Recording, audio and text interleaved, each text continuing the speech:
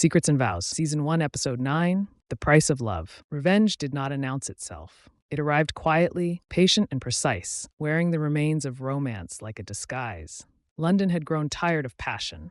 Desire no longer thrilled. What it wanted now was reckoning. Lady Eliza Ardenwood felt it in the air.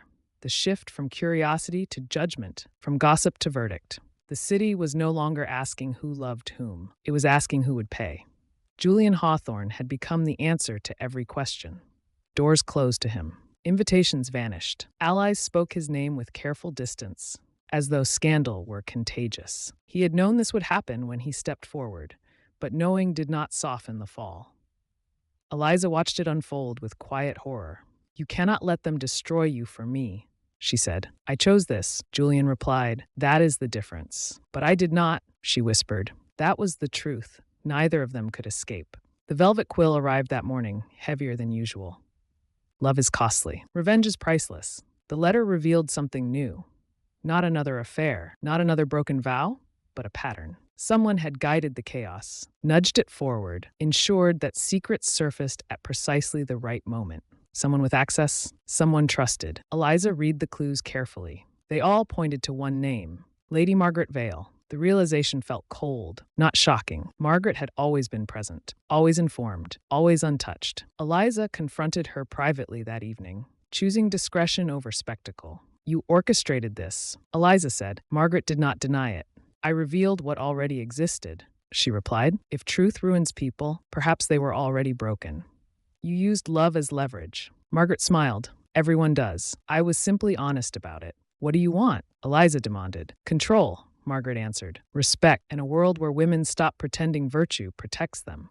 Elsewhere, revenge erupted less elegantly. A husband exposed his wife publicly. A lover was challenged to a duel that never took place. A woman burned letters she once cherished, watching years of devotion turn to ash. Julian was confronted by those he had once outmaneuvered. "You ruined us," one man accused. "No," Julian replied calmly. "You ruined yourselves. I only refused to lie about it." The city did not care. It needed a villain, and Julian was convenient. Eliza made her own choice that night. She went to the velvet quill, not with a confession, but with a truth carefully framed. Not all secrets deserve protection. By dawn, London knew. Lady Margaret Vale's hand had guided the season. Her alliances, her influence, her deliberate cruelty disguised as justice. The reaction was explosive. Margaret did not flee. She hosted a gathering instead. When confronted, she raised her glass. "Did you truly believe this season belonged to love?" She asked calmly. "It belonged to power. Love was merely the bait." No one argued. The damage was done. The velvet quill's final words before the finale were merciless. "When love fails, revenge finishes the work." Eliza stood at her window that night, knowing the end was inevitable. Julian stood alone, wondering if sacrifice would ever be enough. Lady Margaret Vale prepared for the final act.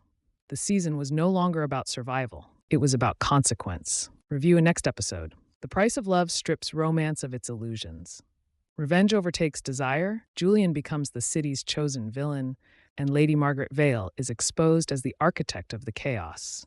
Nothing remains untouched. Next episode, The Reckoning.